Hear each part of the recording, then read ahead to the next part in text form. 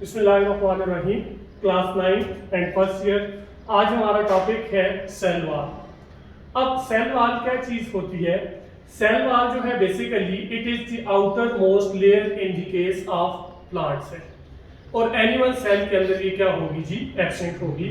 Last time भी हमने एक उसके अंदर डिस्कस किया था, टॉपिक के अंदर डिस्कस किया था एनिमल सेल और प्लांट सेल। उसके अंदर मैंने आपको बताया था कि जो एनिमल सेल है उसकी जो आउटर मोस्ट कवरिंग होगी वो क्या होगी जी? वो खाली प्लाज्मा मेम्ब्रेन होगी या सेल मेम्ब्रेन जिसको हम बोलेंगे। लेकिन in the case of plant cell, अगर प्लांट सेल को देखा जाए तो यहाँ पे क्या चीज मौजूद होगी?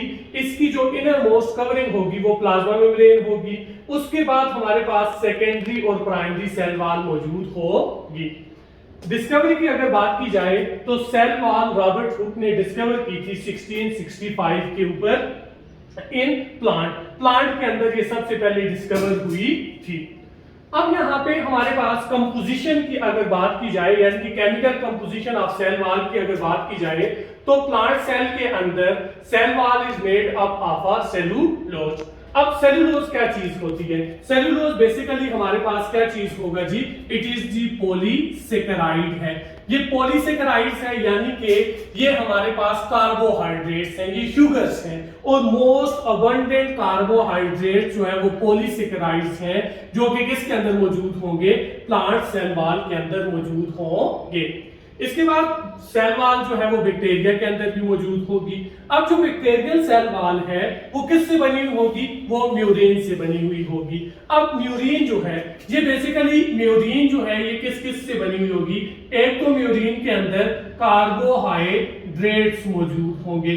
अब कार्बोहाइड्रेट्स के साथ साथ इसके अंदर क्या चीज मौजूद होगा जी? इसके अंदर अमीनो एसिड्स मौजूद होंगे, अमीनो एसिड्स मौजूद होंगे। अब ये जो अमीनो एसिड्स हैं प्लस कार्बोहाइड्रेट्स हैं, इन दोनों को हम कलेक्टिवली क्या बोलेंगे? पेप्टिडोग्लाइकोजेंस बोलेंगे।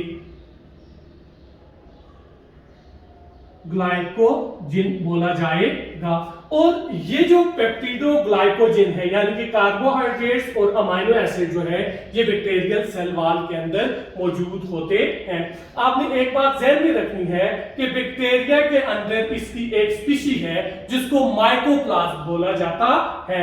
ये जो माइकोप्लाज्म है बेसिकली ये विदाउट सेल वॉल है, यानी कि इसके अंदर सेल वॉल मौजूद नहीं होती। ये ऑब्जेक्टिव वगैरह के अंदर भी पूछा जा सकता है, या कोई भी आप लोगों का टेस्ट है या क्लास के जो टेस्ट हो रहे हैं उनके अंदर जो ऑब्जेक्टिव है उनके अंदर पूछा जाता है कि कौन सी बैक्टीरियम की स्पीशीज के अंदर सेल वॉल मौजूद नहीं है। उसके बाद फंजाई की हम बात करेंगे। Fungi also have a cell wall.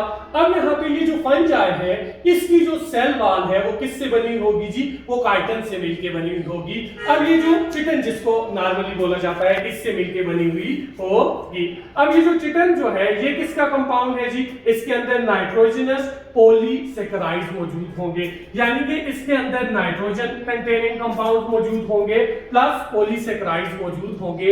ये दोनों का मिक्सचर जो है वो फंगल सेल वॉल के अंदर मौजूद होगा। उसके बाद नेक्स्ट हमारे पास जो है वो स्ट्रक्चर ऑफ सेल वॉल आपके पास आ जाएगा।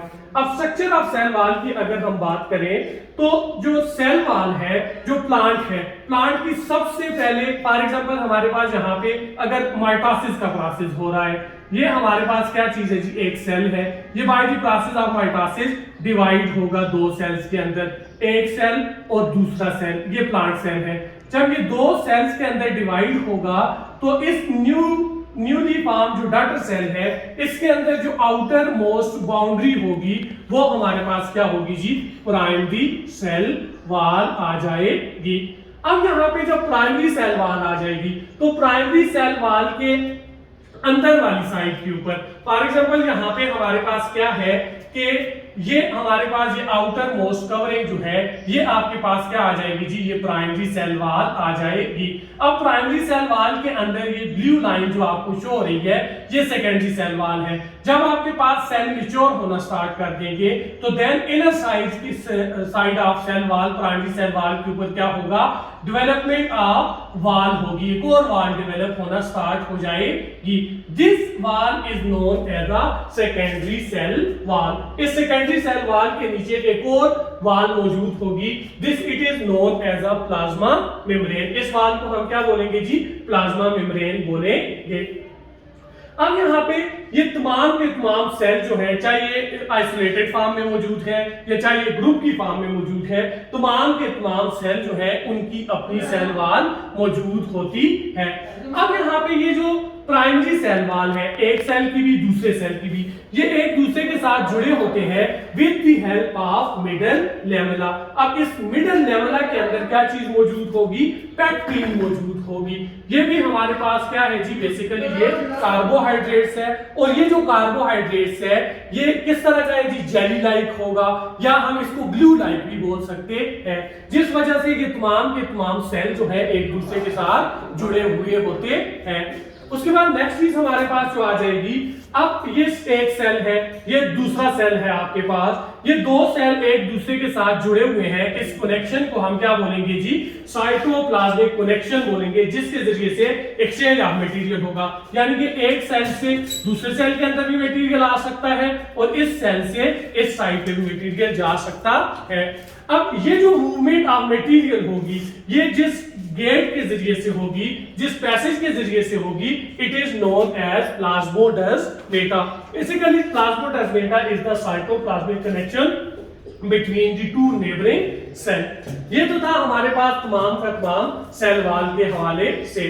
उसके बाद फंक्शन की अगर हम बात करें तो सबसे पहले सेल वॉल का फंक्शन ये है, it give a support to the cell. आपने देखा होगा कि प्लांट सेल है, प्लांट की बॉडी जो है वो टफ होती है, रिजिड होती है। वो टफ और रिजिड किस वजह से होती है, due to the presence of cell wall.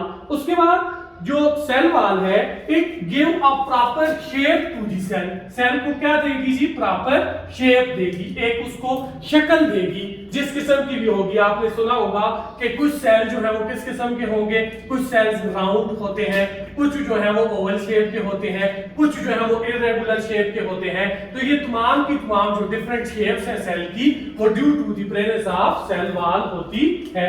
उसके बाद सेल वॉल प्रोटेक्शन प्रोवाइड करती है। प्रोटेक्शन किससे प्रोवाइड करेगी, फंगल का जो इन्फेक्शन होता है उससे प्रोटेक्शन प्रोवाइड करेगी। उसके बाद वायरसेस, बैक्टीरिया जो है वो अंदर नहीं जा सकेंगे, सेल वॉल से पेनिट्रेट नहीं कर सकेंगे।